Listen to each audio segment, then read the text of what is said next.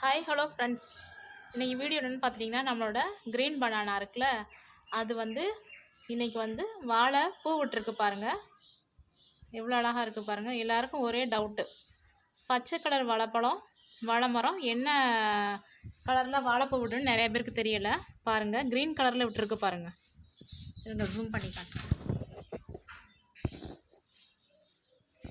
இதுதான் நம்ம பச்சை வாழைப்பழத்தோட வாழைப்பூ.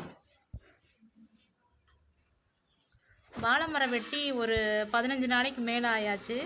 என்னடா இன்னும் ஒரு வாழை மரம் கூட வாழைப்பூ விடுறேன்னு சொல்லிட்டு யதார்த்தமாக பார்க்கும்போது பாருங்கள், இந்த வந்துட்டேன்னு அழகாக வந்திருக்காங்க பாருங்கள் நம்மளோட வாழைப்பூ.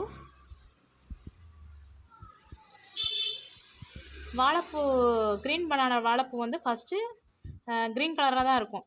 போக போக தான் வயலட் கலரில் மாறும். பாருங்கள், இள கலர்லேயே தெரியுதா? இதுதான் நம்மளோட வாழைப்பூ. போக போக தான் வயலட் கலரில் மாறும். இப்படி இருக்க வாழைப்பழம் தான் வாழைப்பூ தான் பாருங்கள் உச்சியில் இருக்கா. இனி வாழைப்பழம் வெயிட்டு தாங்க முடியாமல் தர வர வந்து காய்ச்சிருக்கும். இதோட நம்மளோட வாழை மரம் வந்து 6ஆவதாக வாழைப்பூ விடுறாங்க.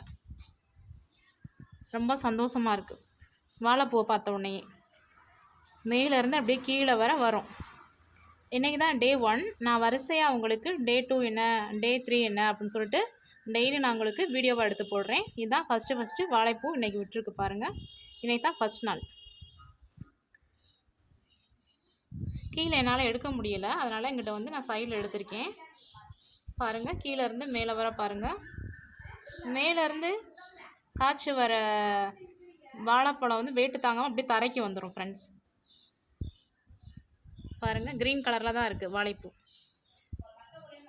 கொஞ்சம் நாளைக்கு அப்புறம் வயலட் கலராக மாறும். ஆனால் அது வர ஒரு மாதத்துக்கு வந்து க்ரீன் கலராக தான் இருக்கும். வாழை இலை போல் இருக்கும் வாழைப்பூ. அவ்வளோதான் ஃப்ரெண்ட்ஸ். நம்மளுடைய வீடியோவை ஃபாலோ பண்ணுங்கள். தேங்க்யூ.